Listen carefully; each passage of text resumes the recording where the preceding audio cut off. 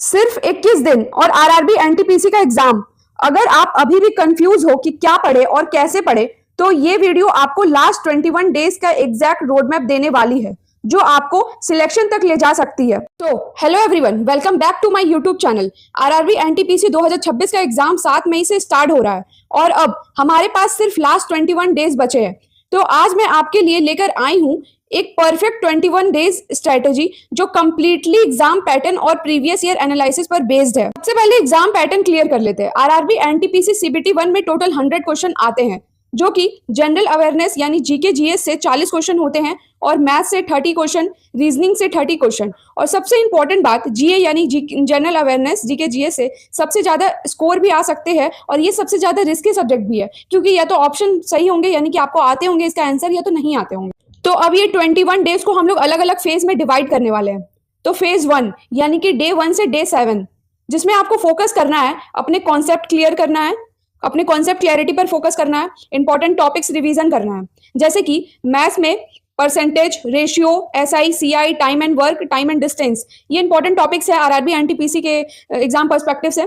Reasoning में coding, decoding, series, direction, blood relation, reasoning के लिए ये इंपॉर्टेंट टॉपिक्स है, ये चैप्टर है। जीके में स्टैटिक जीके आपको क्लियर करना है और जनरल अवेयरनेस में लास्ट 6 से 8 मंथ करंट अफेयर्स आपको एकदम अच्छे से याद करना है, एकदम अच्छे से, क्योंकि आरआरबी एनटीपीसी में करंट अफेयर का वेटेज बहुत ज्यादा होता है। और डेली एक मॉक टेस्ट लगाना है विथ प्रॉपर एनालिसिस, ये नहीं कि मॉक टेस्ट लगा लिया और एनालाइज नहीं किए, विथ प्रॉपर एनालिसिस। फेज 2 पर आते हैं, यानी कि डे 8 से डे 14 तक। पहला तो आपको अब डेली 2 मॉक टेस्ट लगाने हैं। डे 8 से आपको डेली 2 मॉक टेस्ट लगाने हैं। पहला सेक्शनल मॉक टेस्ट, दूसरा फुल मॉक टेस्ट। एक सेक्शनल मॉक टेस्ट आपको लगाने हैं और एक फुल मॉक टेस्ट लगाने हैं। और पीवाईक्यूज मस्ट सॉल्व करना है, जितने भी पीवाईक्यू क्वेश्चंस है उसको मस्ट सॉल्व करना ही करना है और अपने वीक एरिया आइडेंटिफाई करना है और उस पर काम करना है। अटेम्प्ट स्ट्रेटेजी को प्रैक्टिस करना है, यानी कि अटेम्प्ट देने का क्या स्ट्रेटेजी है, कितना अटेम्प्ट देने पर आपका कितना मार्क्स आ सकता है या फिर कितना कट ऑफ बन सकता है, ये स्ट्रेटेजी को फॉलो करना है। और गेस वर्क को एकदम कम करना है, जो गेस करके क्वेश्चन आंसर टिक लगा देते हो उसको एकदम कम करना है। फेज 3 पर आते हैं, यानी कि डे 15 से डे 21, ये हमारा फाइनल फेज होने वाला है। तो इस फेज में आपको क्या करना है, सिर्फ रिविजन करना है। आपने जितना भी पढ़ा है, इतने दिनों से आपने जितना भी पढ़ा है उसको सिर्फ रिवाइज करो और मॉक्स दो। डेली 2 मॉक्स दो और दोनों फुल मॉक होना चाहिए। दोनों जो मॉक्स दोगे आप, दोनों फुल मॉक्स होना चाहिए, नो सेक्शनल मॉक्स। और नोट्स और शॉर्ट ट्रिक्स रिवाइज करो। जो भी आप नोट्स बनाते हो, जो शॉर्ट नोट्स बना लेते हो, उसको रिवाइज करो। और जो ट्रिक्स वगैरह अपने माइंड में रखे हो जीके जीएस से रिलेटेड या मैथ से या रीजनिंग से रिलेटेड, उसको रिवाइज करो। और न्यू टॉपिक पढ़ने की गलती बिल्कुल मत करना इस फेज में, यानी कि लास्ट 15 से 21 डेज में न्यू टॉपिक्स बिल्कुल मत पढ़ना, यानी कि जो पढ़े होगे ना वो भी भूल जाओगे अगर इस टाइम पे अगर ये काम करते हो तो। और अपना एक्यूरेसी, ये सबसे मेन पॉइंट है, अपना एक्यूरेसी फुल ट्राई करना 85 से 90 के बीच रखने के लिए, ठीक है।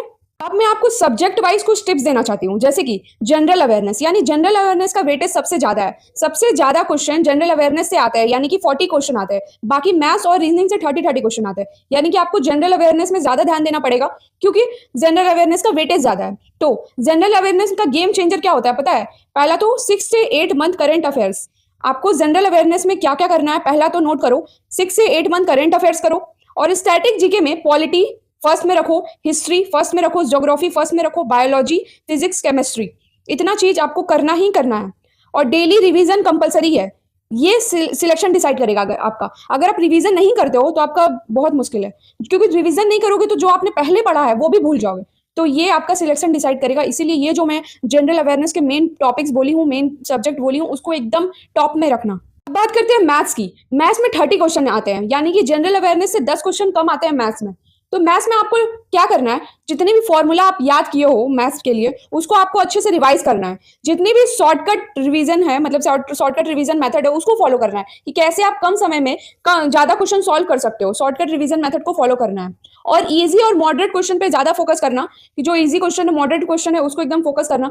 देखो जो ज्यादा टफ क्वेश्चन है उसमें टाइम वेस्ट हो जाता है, तो पहले ये कोशिश करो कि इजी और मॉडरेट क्वेश्चन आप कितने देर में बना पा रहे हो, ठीक है। और सबसे इंपॉर्टेंट चीज कि कैलकुलेशन स्पीड फास्ट करो। इस टाइम में आपका मेन बूस्टर यही होगा कि आप कौन से स्पीड में कैलकुलेशन कर रहे हो, ठीक है।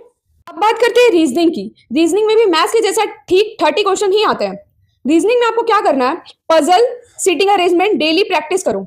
पजल, सीटिंग अरेंजमेंट और कुछ टॉपिक मैंने जो बताया पहले कि रीजनिंग के लिए इंपॉर्टेंट है, वो सबको आपको डेली प्रैक्टिस करना है, ठीक है। और coding, decoding and series strong करो। कोडिंग डिकोडिंग से बहुत ज्यादा क्वेश्चन आते हैं आरआरबी एनटीपीसी में, और एक्यूरेसी मेंटेन करना बहुत जरूरी है। देखो reasoning as compared to maths और जीके जीएस से इजी है, तो इसीलिए आप रीजनिंग इजी होने का फायदा उठाओ और उसमें एक्यूरेसी मेंटेन करो, ये आपका गोल्ड बन सकता है। अब एक सबसे इंपॉर्टेंट बात, लास्ट 21 डेज में टॉपर्स क्या करते हैं?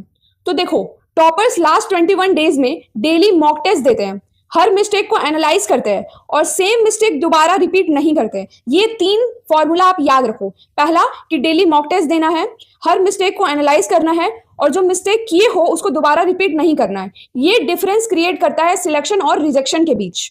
अगर आपने ऑनेस्टली ये 21 डेज स्ट्रेटेजी फॉलो कर ली तो आपका सिलेक्शन चांसेस ऑटोमेटिकली बूस्ट हो जाएगा। अगर वीडियो हेल्पफुल लगी हो तो लाइक जरूर करिएगा, चैनल को सब्सक्राइब करिएगा और बेल आइकन को प्रेस कर दीजिएगा। अगर आपको कोई भी डाउट्स है इस टॉपिक पर तो कमेंट सेक्शन में प्लीज कमेंट करिए, मैं आपको कमेंट का रिप्लाई जरूर करके आपका डाउट सॉल्व करने का ट्राई करूंगी। वीडियो पसंद आया हो तो लाइक करिए, सब्सक्राइब करिए और ज्यादा से ज्यादा शेयर करिए। Thanks for watching, bye bye.